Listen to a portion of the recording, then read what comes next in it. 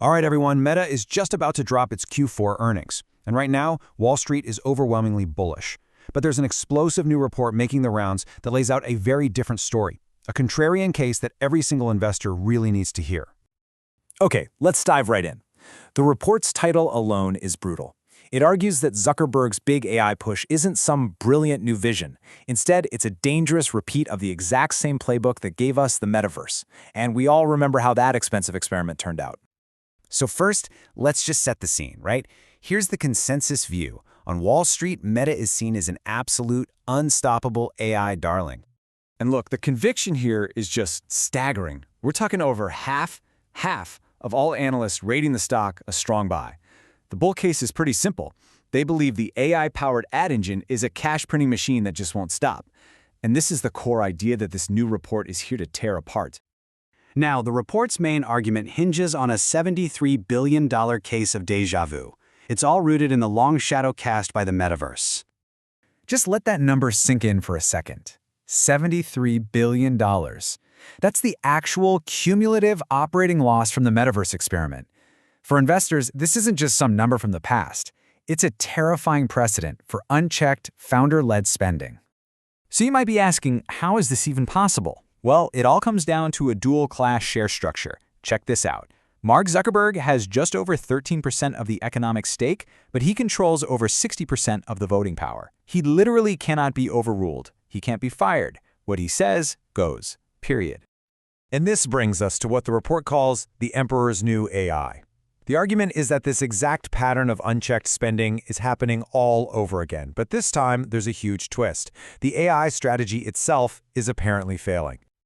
You really can't make this stuff up. This is a stunning quote reportedly from Meta's own CTO, Andrew Bosworth, talking about their flagship model, Llama 4.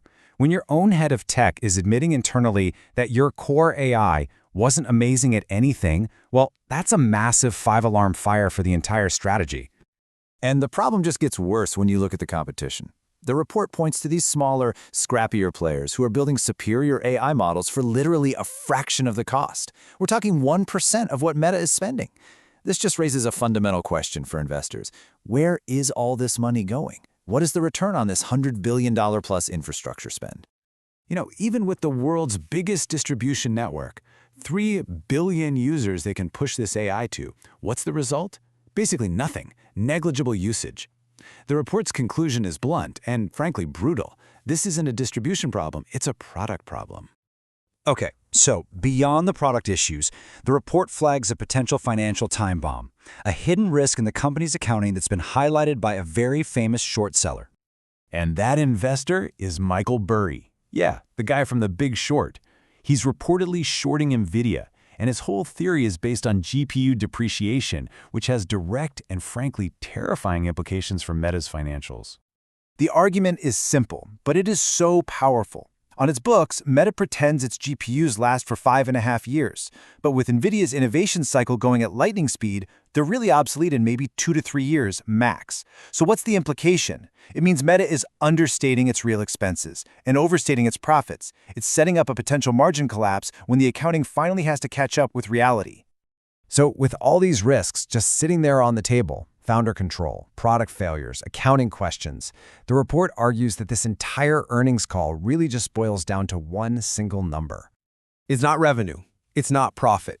It's all about the forward-looking guidance. The number that truly matters is the 2026 CAPEX guidance, capital expenditure.